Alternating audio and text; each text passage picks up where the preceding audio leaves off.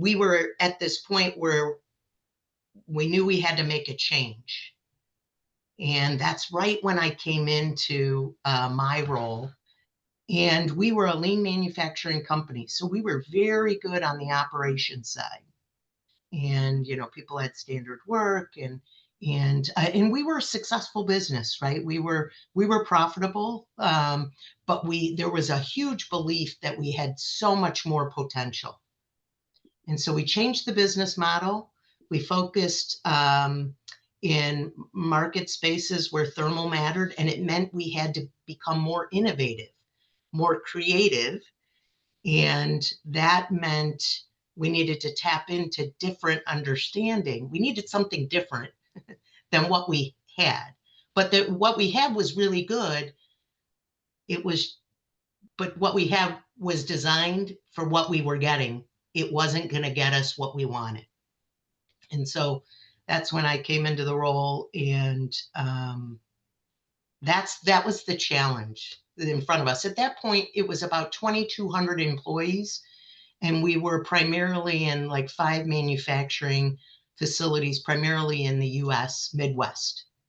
So that's kind of the lay of the land. All right. Great. So that's the challenge, and you set the stage, and that's really helpful for everyone to hear where the business was at.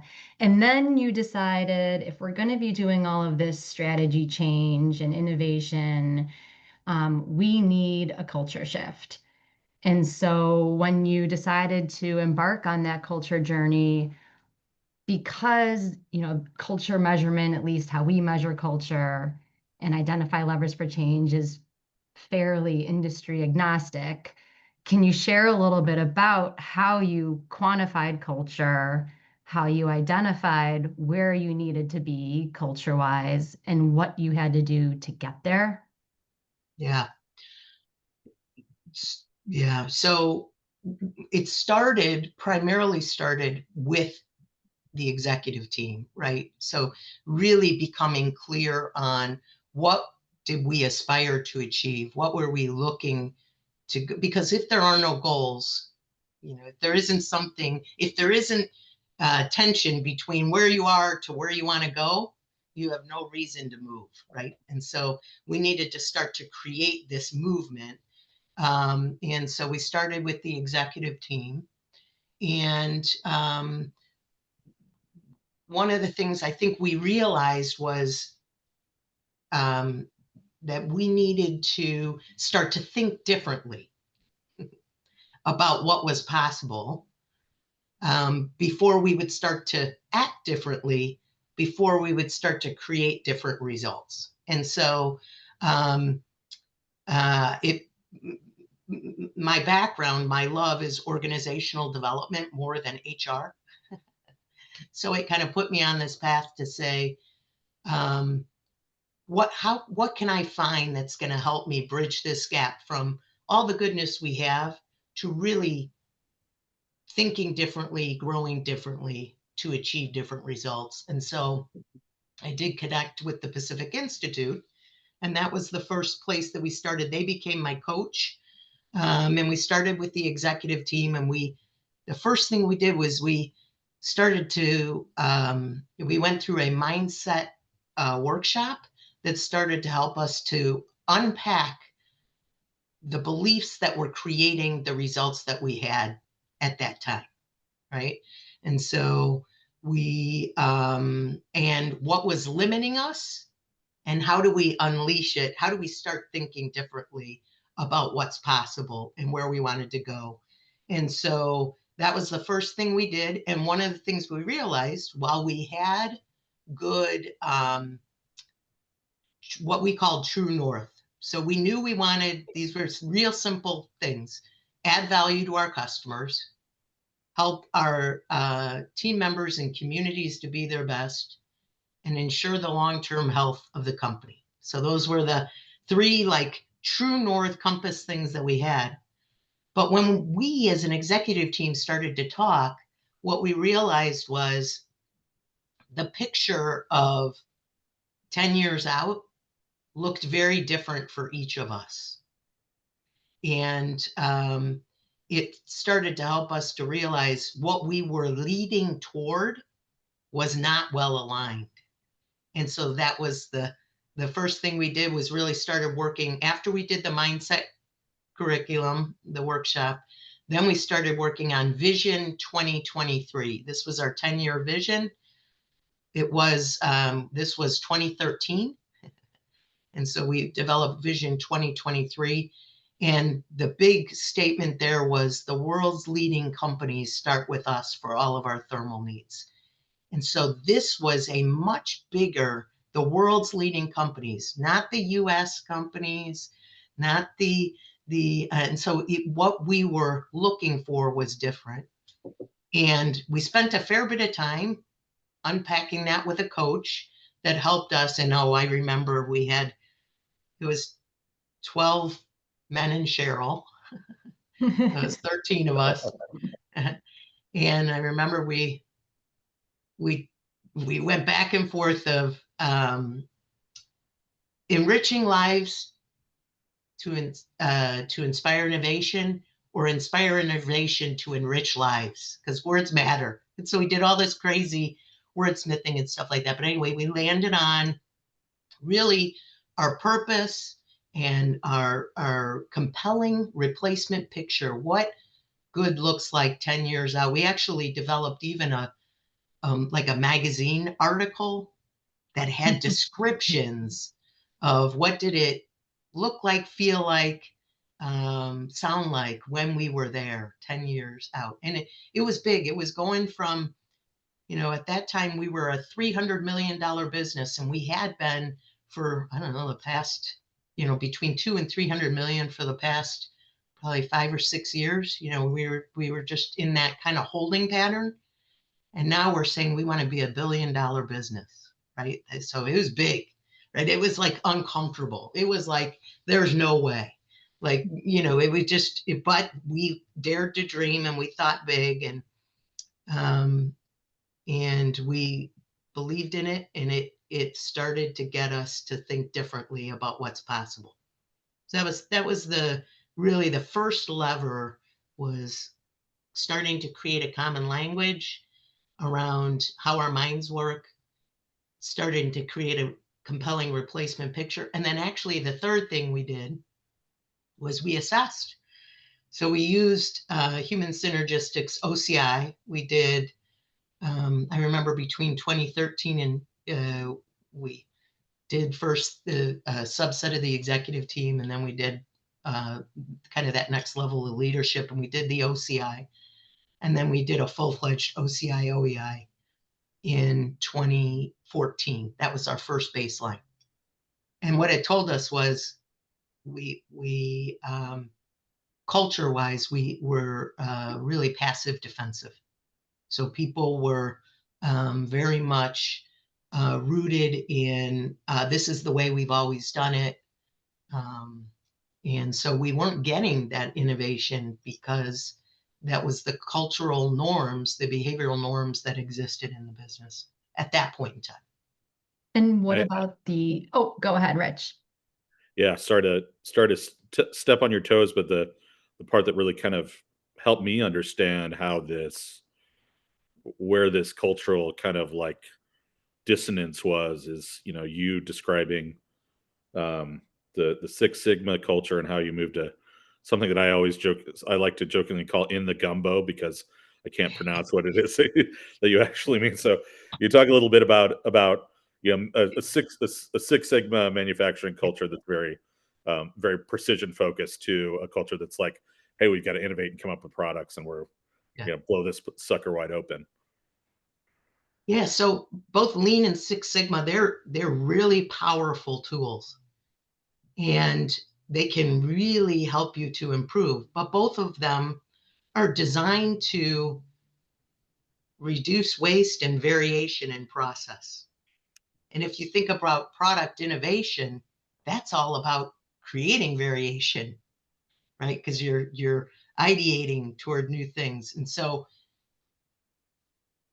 that therein lied some of the challenge. The other big thing that was going on for us was because we were so focused on continuous improvement, both with Lean and Six Sigma, nothing was ever good enough. And so we just didn't have organizationally, it was a great organization, but it took other people from coming in, like customers, suppliers. They come into our organization, they'd say, this is the neatest organization, but we did not believe ourselves that it was the neatest organization because nothing was ever good enough. And so this is where the executive team kind of held up the mirror and said, ooh, this might be a problem. We're not helping people see imprint success that gives us the energy to get after it. And so one of the things pretty quickly that we did in that first year was we developed a monthly leadership communication call. And we had the next level of leadership come in. And the first thing we did in that call was we talked about success. We talked about things we were doing, even though they might not have been perfect, we were making progress. And so we imprinted progress and success so that people understood that we were creating movement, and it was going to take time to get good at it. But we were trying, we were committed to it, we were on this path. And so that was, the thing I'll say about Six Sigma and Lean, those are wonderful tools and techniques. But if your culture is a passive defensive blame or stay where we are culture, and security needs are more important than satisfaction needs and achievement and winning and believing in ourselves, it doesn't matter what tools you have. I think my colleague, I see Kevin in the middle of my screen, he talks about dental floss is a great thing. But if it sits in the drawer and you never use it, it doesn't matter what tools or techniques that you have. Well, it's just the same is true here as it relates to they're wonderful things if you have the right mindset for why they're important and what they can help us to achieve. It's so true. It's like the soup broth, right? Culture is the soup broth, and whatever ingredients you're putting into it, your people, your Six Sigma processes, your strategy, you want to make sure that that soup broth is enabling all of that in a constructive way to bring us to effectiveness. So going back a little bit, because I think some people on the call are familiar with the model, the OCI, the Organizational Culture Inventory, and the fact that they're two versions. One measures the current culture, one measures the ideal. Sheryl, you talked a little bit about the current culture was pretty passive defensive. And then the ideal, I'm assuming, was pretty constructive, achievement orientation, humanistic. What were some things that you identified using the OEI, the Organizational Effectiveness Inventory, that were needed to close the gap between what was the current culture versus the ideal that leadership said, this is what we need to get to be that $1 billion organization? What were some of those levers for culture change that you all identified and implemented? Yeah, great question. The first thing I will tell you is the levers for change are important, but they are not a substitute for leaders leading the change, right? So they're complementary to it, but it really starts with the leaders and how they're leading. But the first time we did the OCI OEI, we had the largest levers were articulation of mission. So while we had our true north, like I told you, where we were trying to go and why we were trying to go there was not clear.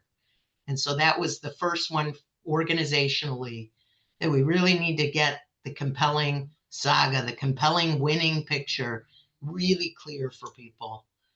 And so that was one of the first levers.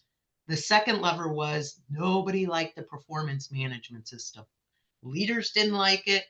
and employees didn't like it. And they felt like it was, it was more of a exercise a couple of times a year and filling out forms. And really the measure of success was, did you get your forms in on time to HR? Right? That was the measure of success. And so we wanted to make some bold moves. So we went to the organization and said, we're not doing the traditional performance management system anymore. Everybody stopped doing it. And then we had everybody cheer and celebrate, and everybody was so happy. Then we replaced it with something called Coaching Forward. And Coaching Forward was, and lots of lessons. I have lots of lessons learned through this process. But Coaching Forward was, what's the organization trying to do? What's my team trying to do? Do I understand what my team's trying to do? What are my ideas? What are you counting on me for to join in to help create movement toward? And it became more of a, not a twice a year, but it was a regular, ongoing communication between the teams, their leadership to their employees and each other, about what are we trying to do and how are we going to do it and what are my ideas. And so it really freed up this thought of, as the supervisor, as the manager, my job is to fix you, right? And so instead of that sentiment, it was more about, here's where we're trying to go. How are you joining in? And it really opened up, it moved people to, oh, you want to know what my ideas are or how I'm, and so it changed the whole conversation from, here are your goals, to here are our goals. Now, how are you going to help to impact those goals? If that makes sense. So those were two of the first two levers. The other thing we did was, like with the executive team, we then, when we rolled out Vision 2023, we did a global leadership conference where we brought in about 170 of the leaders from across the business a couple of months later. And we share with them Vision 2023. And then we let them start to put their thumbprints on, what does this mean for us? What does this look like? And so we started to bring them into the fold and helping us to figure out what that was. And we did the first 4 units of the mindset workshop, and then asked people if they wanted to learn more. And so then we started offering the workshops and voluntarily, and people started to sign up. And pretty soon the executive team was doing 2 and 3 workshops a month, and we outran their capability to do that. And so then we had to train up more resources to so we started to embed this mindset curriculum, the way people think, tools and techniques, to get people to start thinking about how they're limiting their behaviors by the way that they're thinking, and how do they focus more on what they want for the future versus making decisions about stuff that's happened to them in the past. And so that was kind of game changing. So that those 3 things really started to create some momentum in those first couple of years around something's different. And the thing about the workshops is, and it's still, even to this day, the response from people that go through the workshops are typically, you're investing in me as a person, not just in me because I'm a part of this organization. And so a lot of times they don't apply the stuff to work right away. They start to apply it with their families and Yep. in their own life. And through that process, then it seeps into their work life, right? Because we're whole people, and so it's just it's game changing. Yeah, we hear that a lot for sure when people get even their own feedback on, any of the tools or in workshops, understanding their own personal styles or how they're impacting others to behave. And I know you said that you got some feedback on your leadership impact that really changed your relationship with the executive team and the way you approached leadership. So I just would love for you to share that brief story. And then I know we're going to open up the floor here after one more question from me. But can you share a little bit about what you learned from your leadership impact feedback? Yeah, I'd love to. So I went through Leadership Impact, and that tool is a 360 basically. So you're getting your own self, thinking and impact, then you're getting your bosses, you're getting your peers, and then you're getting your team members. And I got different data. So my data for my direct reports was really primarily blue, right? So it was constructive. It was high achievement, high self-actualization, humanistic and encouraging, and affiliative. But my feedback from my boss and from my peers was more red, which is, which is like, okay, I mean, I can be intense, and so it made me reflect and say, well, why are they feeling this way? And so I dug into it a little bit. And what I came to learn, and this was in part from, the help of human synergistics, that helped me to read back some of this information. But part of what I learned was, so I was relatively new to my role as VP of HR. And so I had a belief that my CEO and my peers put me in this job, and they expect me to tell them what we need to do to advance the business. That's my job. They're counting on me for this. But when I got the feedback, what I realized is I was pushing them, okay, because I was saying, well, this is what we need to do. This is what we need to do, right? I was on this, kind of mantra of this is what we need to do. And once I got the feedback, what I did was I changed my whole approach. And so I went to him and I said, if this is what you want, if you want to go here in the future, and I described what here was, then I said, well, these are some ways that you could go there, that we could create movement toward that. What would you like to do?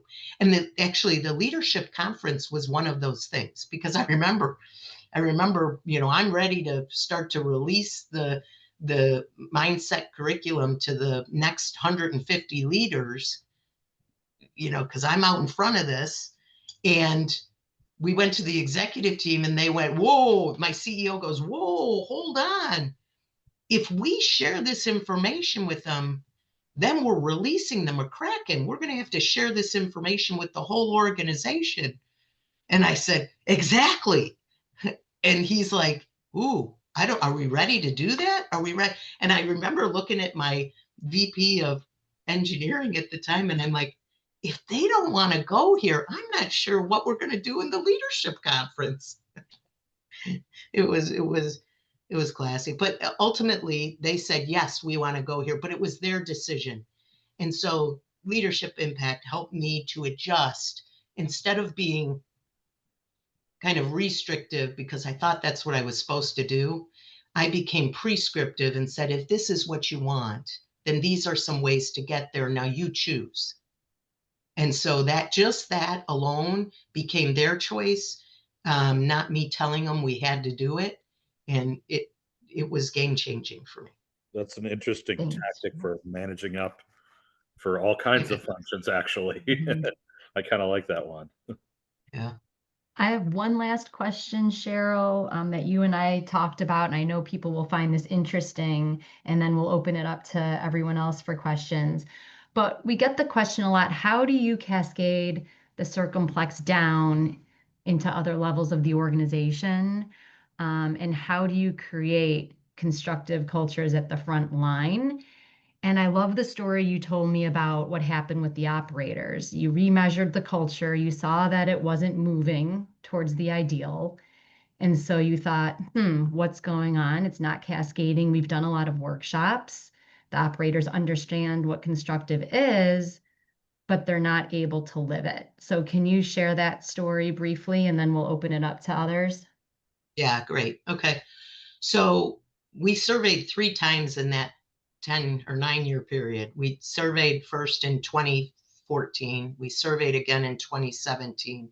We surveyed again in 2021. And 2014, we got our baseline data. 2017, organizationally, we improved by like 20 points. So it was good movement at the organizational level for leadership and for like our professionals, our engineers, and our support staff. That all we saw really good movement. Production went backwards 11 points. We were like, so the 2017 data went backwards for production. And that was, at that time, that was a good preponderance of our workforce. And we're like, uh-oh. So with the help of the Pacific Institute, we did a cultural consensus building workshop where we did focus groups where we asked them, do you know what constructive culture looks like? Like, what are the, in your job, what would good look like if we were high achieving, high self-actualizing, humanistic and encouraging and affiliative? And they could tell us exactly what good would look like for them in their own words. But what happened, and so we said, great, fantastic. Why aren't we doing it? Right? And the answer was, my leader's not leading that way. Oh. And we said, well, how's your leader leading? Our leader is so busy chasing after the work, focused on the tasks, that they're really not taking time with us. So while we know what that looks like, we don't have the opportunity to provide input, to provide our ideas, to create movement, because our leaders aren't available for us to be able to do that with. So long and the short is, we created it was called a cultural alignment process. We built it into the standard work for our production leadership, from lead ops to production team leaders to value stream leaders, manufacturing managers, directors of ops. And what it was is, they went out to the floor every day. They had time on their schedule where they needed to interact with operators and in their ideas for, so it was opportunities to engage and interact, to spend time in the Gemba, the place where the work happens, with the people, to hear what their ideas are and to encourage them to implement those ideas. Not to just hold them in their pocket and say, well, this could fix this, but nobody seems to care that this could fix this, right? And so that's what happened. And we built it into their habits, right? We developed a process, because that's what we do. We're very operationally focused. We built it into the process.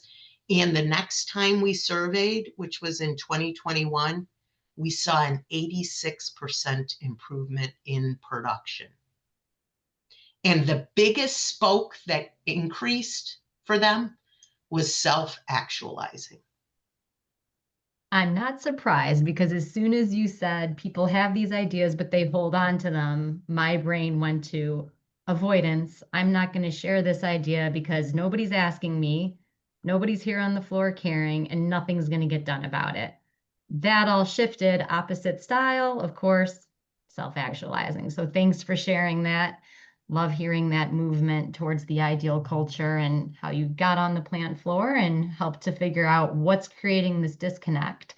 With that, I know we're a little more than halfway, and we probably have others with questions, and I want to give everyone the opportunity to ask you some questions, Sheryl, about this fabulous cultural transformation work that you did. Rich, I don't know if you have anyone typing in questions or if you're wanting people No, but to. please feel free to do that. Or again, if you go into the reactions with a big heart there, there's a click through that and there's a raise your hand. Happy to do that. Um, as we're waiting for folks to do that, I got a practical question, Cheryl. Mhm. You talked about an awful lot of survey instruments and tools, and it's pretty mission driven stuff that um, if you're an outsider to the HS world or the Pacific Institute world, might seem like a lot of acronyms.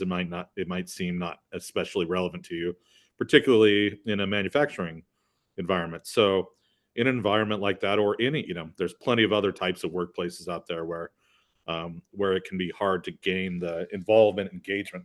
Like, how do you get people, just the everyday average worker, involved in this kind of change, in addition to those leaders?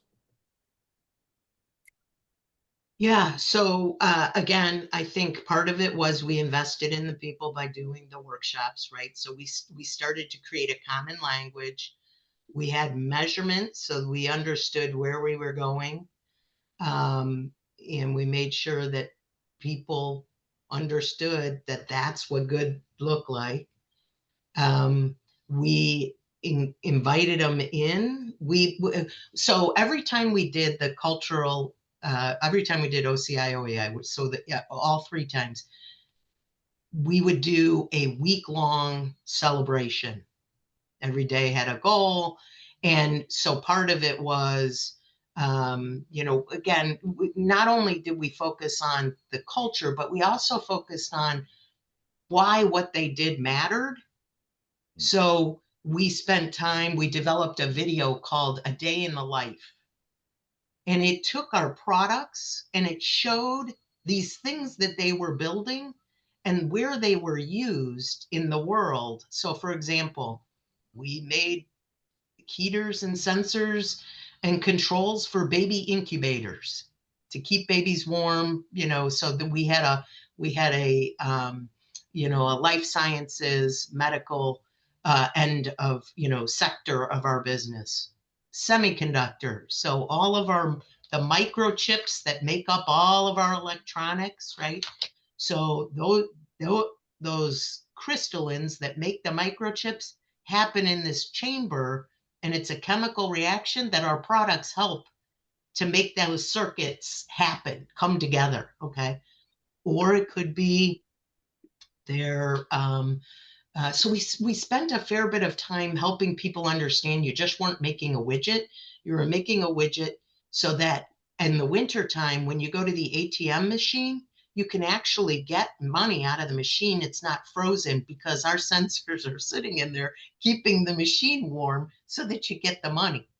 Or that when food or drugs get shipped, across the world, that they have to maintain certain temperatures in order to maintain the viability and efficacy of those drugs or that food, right? Well, all of that happens because our people are building these products that are making that happen. So anyway, we did a lot around helping people connect with what you do and why it matters. Gotcha. And So that, sort of like yeah. the impact that you're making on the world by doing this work. That's right. That's right. Because that's ultimately, I mean, people want to know you know, if they just stay in the place of I'm making a widget, it's, they want to know that they matter and they're making a difference. Yeah, I also love the idea of, I can see, and I've admit I've probably been in this scenario, being on the floor and being like, why in the hell are we taking this survey again? Where does this fit into anything? The idea of making it into, like, kind of, this is the time, this is a week we talk about what it means to be part of this team and part of a, like, so that's like there's a coherent reason. It, just like they have to figure out why the heck they're doing this work, also understanding, why would I go to all this extra effort?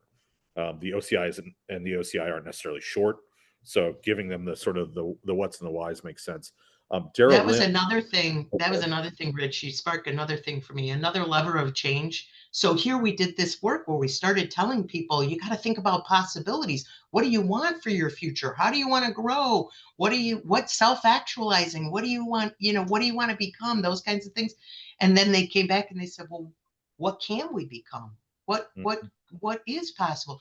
So then guess what? We had to go work on the system for our career pathing. So we made it clear about, well, here's I what you wish I could had a little become. more Here, time, but I don't have that, and, just want to Yeah. and so what we did was we created a global career pathing model so that people started to understand, oh, this is how I can grow. And now the conversations that they had with their leaders were different. Yeah, it turns out all kinds of people like to be asked what they want Oh, their future to be. that was a huge learning for the leaders. It was like, but if you asked them what might happen, and it was like, and so for the leadership, I mean, they were stepping outside their comfort zone because their comfort zone was managing the stuff, Yeah. right? Not leading the people. And Yeah. so, building them up in their belief was, was really significant. And so we said, well, what if you tried? And so then they would try and they go, that works so well. And it's like, Yeah. exactly. People, Well, you'd be kind of along the surprised when same you line. invite people in what you might learn. Yeah.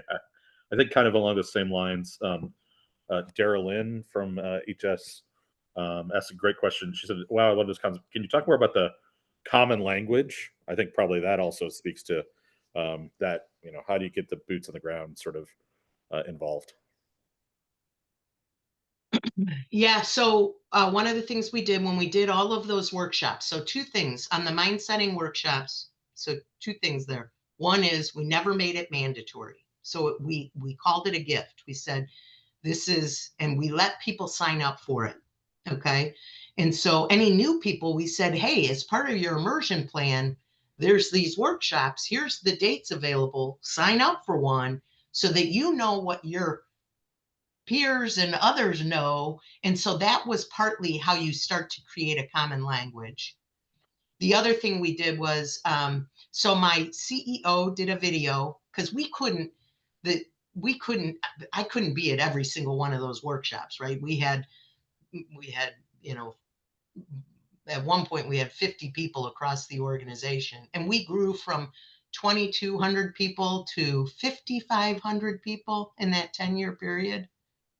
And so we did two videos. We had a video, one that was a little bit about the history of the business, and then this Vision 2023 that my CEO did. And then I did a video about culture, why culture mattered. And I talked about the 12 styles on the circumplex, and that what we wanted was high achievement, high self-actualization, humanistic and encouraging, and affiliative. So that's why when we did the cultural consensus building workshop, because we got bad data, we got poor data back on production. When we did that, they could describe it. So it wasn't a matter of they didn't understand it, because we had done enough work to start to create this common language. It was, they called it out. They were honest and said, my leader's not leading that way. And so, okay, well, let's work with the leaders to help them start to lead in a more constructive way. Wow, it sounds like a lot of the success of this, which I think the reason why we really wanted to have this is because, you know, um, cultural transformation is rarely fast or as fast as we want it to be, and it takes a lot of buy-in. And it seems like you were especially good at creating that buy-in and getting it sort of baked into a lot of processes, which is such an important part of it. I think we got a hand up from Jessica. Reminder, you guys can raise your hands as well. Jess, do you have a Yeah. question? Yeah, I just hope to hear a little bit more about the coaching forward process that replaced your performance management system. Yeah. Was that process heavy, and like how did you ensure that the goals that people set were truly in line with what the company wanted to accomplish? So a little bit more about that whole process would be great. Yeah. Jessica, thank you for that question. So remember I told you we had lessons learned? This is probably one of the biggest lessons that I learned and my team learned through this process. So when we did this, we did not emphasize goal setting as much as we should have. And so now actually when I work with clients, when we work with clients, we really separate out goal setting from performance feedback, because while they go together, they really are different things. If the goal setting process is not robust enough, then that feedback loop, the feedback loop, you'll miss it, right? And so if I had it to do over again, that's what I would do differently, is I would really emphasize goal setting and that compelling replacement picture, both at like we did it at the enterprise level, and we did it even at the teaming level. What we didn't do was connect it well enough. And actually, it was funny, when we first did this, we didn't put out a form for coaching forward. We just said it's a process. So we want you, because some people, they like to set their goals by using a balance wheel, or using a goal chart, or and so at first we weren't real prescriptive on how you had to set. Well, like, we got no movement for about a year, and it was like, oh, we're not moving with goals. Everybody kept saying, I don't know what it is, I don't know what it is. So finally we created a form, and once we created the form, now the organization understood what it was. And it really was, again, what's the organization trying to do? What's my team trying to do? How can I join in? What is my contribution? What is going to get in my way? So what do I need to get better at? Or what things do I need to bust through so that I can provide that? And then it was this supportive environment from my team leader. And actually we changed the measure of performance management. Now the measure was how effective my coaching forward conversations are to achieving the compelling picture. And so instead of being about turning in mid-year and year-end reviews, it was now about how effective those coaching forward conversations were in helping me to achieve my goals. So those were game changers, but it took us a couple of years to work through that. Again, we didn't know what we didn't know, and we were learning as we went, but pretty quickly we got feedback that said, ooh, we need to course correct here.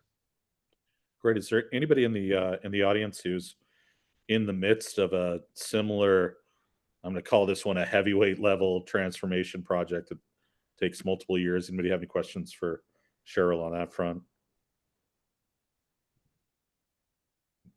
Maybe not. Feel free to use the chat. One question I have, Sheryl, is just about, you don't exclusively work with manufacturing clients at all. So, what part of what you're doing is really manufacturing specific, and what's sort of more business agnostic? Yeah. So here's my theory on this. It's within every organization to figure out how to tap into more of their potential.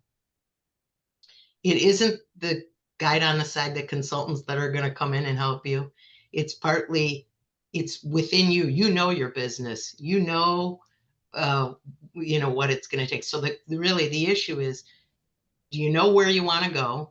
Can you see it? So addressing that failure to see, either failure to see why I need to move, why we need to move to something different, or what we want to move toward. So that's the first point.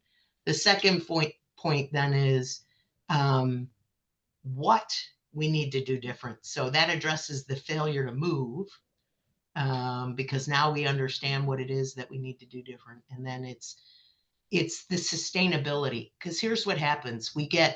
It's hard when you're learning new skills. it's hard because you know what? They're not as efficient as the old skills were. If I said to you, hey, if you're right-handed and I took the pencil, we use this analogy a lot. I took the pencil out of your right hand and I moved it to your left hand and I said, you now have to write with your left hand. It's going to be uncomfortable. It's going to be clunky. It is not going to be as efficient as that old way. But guess what? Eventually, you'll get really good at it. And that'll be the next right answer. And it's kind of the same thing, whether you're implementing a new, ERP system, or whether you're trying to do a cultural transformation, any change that you're facing, there is this courage and this stick-to-itiveness, if that's even a word, that you need to not get disillusioned with the hard work to get, to take the hill to the next level. And so that's where I would say, and it's, again, it is agnostic. Every organization has the ability to tap into more of their potential. They just need to figure out what they want. Yep. So that they understand how they need to move, so that they understand how they need to grow, and then they'll see growth, and it's so fun. Those 10 years were so much fun, right? It was just, we were amazed. All of a sudden, 9 years later, we went, oh my God, we're at 900 and some odd $1 million. And when we designed it, we were kind of like, this is crazy. The other big thing we did that again was a game changer was we came up with this phrase: we want to procure, produce, consume in region for region, which means that we really wanted to be global. And so that changed our mindset, because now we needed to think differently about not sending stuff from the US to Europe, but figure out how to produce it in Europe. And that took time, right? Or now in Asia. And actually the organization is just thriving. They're continuing on. But the reason why I left was because my job changed so drastically. We got bought, and my job became setting up payroll and benefit systems in 18 new countries. And I said, oh my God, that's not what I want to do. Well, Sheryl, so I think maybe Richard, who has a great name, by the way, Richard Resnick, says, Sheryl, you're now the Chief Consulting Officer at TPI. As you work with your clients, which HSI tools have you relied on the most to awaken the awareness of the prospect or the young client? Which nibble of HSI can be done most simply while giving the most bang for the buck, leading to the likeliest drive to change into larger engagements? By the way, Richard, you're emceeing our next webinar for sure with that question. That's a great one. Thank you, Richard. Yeah, great question. Great way to kind of round this out.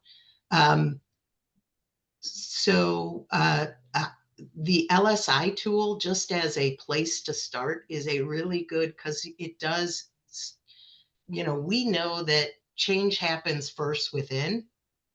So change happens within me, and then it can move to we, and then it can move to us. So in this way, the LSI tool or even the LWS tool, those are good tools to start to unpack your own thinking around the behavioral anchors that are within each of these styles in the circumplex. So those are great. If you're just starting out, those are great tools to start off with. And it is a great way to start to learn the language of the circumplex and constructive culture versus passive defensive or aggressive defensive. So that would be where I would start. Now, as you progress, there's the group styles inventory is a great one if you're trying to get teams to start working in a direction. You've got certainly leadership impact, management impact.